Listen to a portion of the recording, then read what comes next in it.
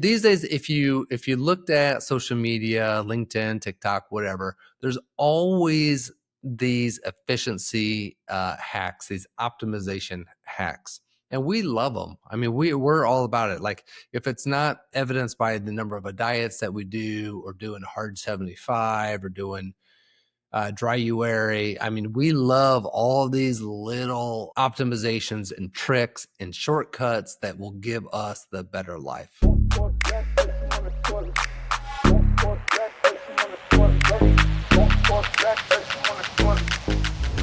Welcome to the Made to Matter podcast. My name is Adam Landrum. I am your host and the founder of Made to Matter, where we help men in their second half really understand their purpose and live a life that is more fulfilled. And today, what we're going to be talking about, the subject is this idea of optimization. So what is optimization? I mean, if you know me, you would know I'm an efficiency freak. I absolutely love efficiency, and that sounds really weird, but I really like things to work. So if you know me, or if you've ever been in my house, or you could ask my kids, I've automated my entire house, right? All the lights are on, different timers, and different events happen. I have a sensor in the hallway that if you wake up in the middle of the night, it turns on the kitchen lights, and various things like that. I love efficiency. I hate the idea of the air conditioner running, all day and cooling an upstairs where nobody's there. So I have my rules set up so that it only cools the space when people are there, right? Here's one of my favorite tricks. I love this one best of all. My kids, I would say, hey, look, it can only go, keep it at 70 at night, or keep it at 68, right? And if they would try to knock it down really low, like as a hotel room, and you could just like freeze yourself out. Well, unfortunately, they're not paying the bills. And so I had an automation that would say, hey, if it did that, allow it to stay that way for about 5 minutes, enough time for them to get back in their bed, and then put it back to 70.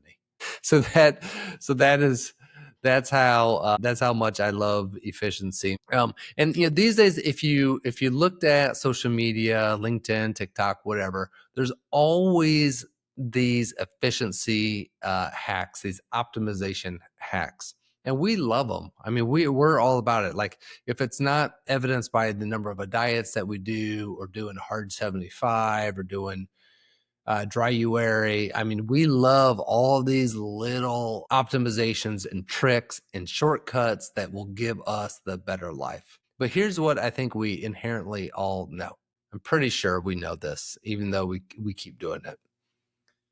These shortcuts ultimately aren't going to give us the results and the satisfaction that we need, because they really are just shortcuts. There is no substitute for the hard work. There is no substitute for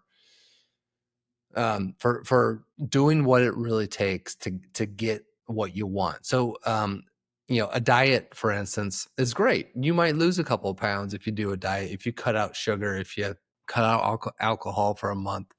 That might happen. But as the studies show, what happens to most people is they end up gaining more weight than they lost. So in the long term, it doesn't work. So we know that what works is really, and the goal is changing our lifestyle. And this is true with purpose too, right? We can do things that make us feel like we're purposeful. We can go buy Tom's shoes, buy one and they give one, or Warby Parker glasses. Like, that feels good for about 10 minutes, right?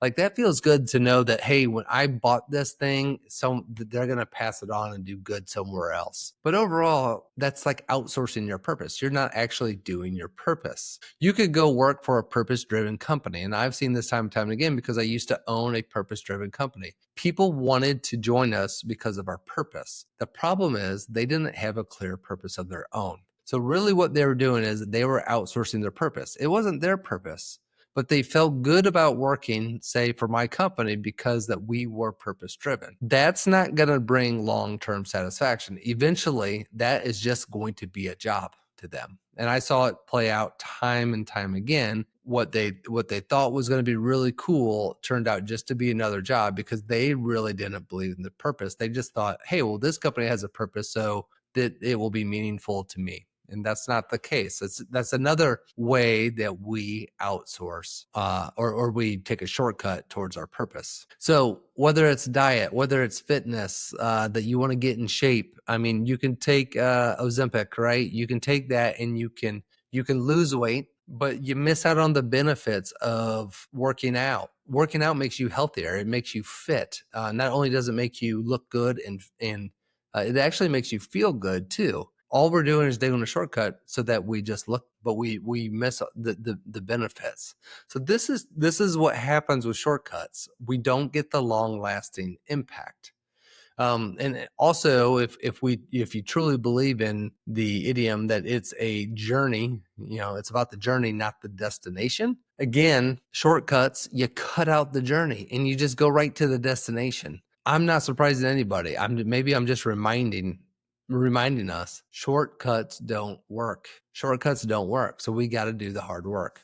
Well, what's the hard work when it comes to purpose? The hard work when it comes to purpose is not only is it understanding as, hey, what am I gifted at? Because that's actually hard to admit for a lot of people. What am I gifted at? What was I made to do? What do I have to give to the world? Like there's some humility and there's some vulnerability and transparency to figure that out. But once you can own that, that's part of purpose. Once you can own that, then you need to do it, right? So I've defined my purpose, but now I need to do it. And that's an entirely different ballgame. That's even much harder. Because for you to do it is you got to put your neck out there. You got to tell the world, this is what I'm doing. That can get really scary. And there's a lot of work to be done in owning what you do and actually implementing what it is you do. You don't have to do it overnight. You don't have to do it all at once, but it is a journey and it takes work.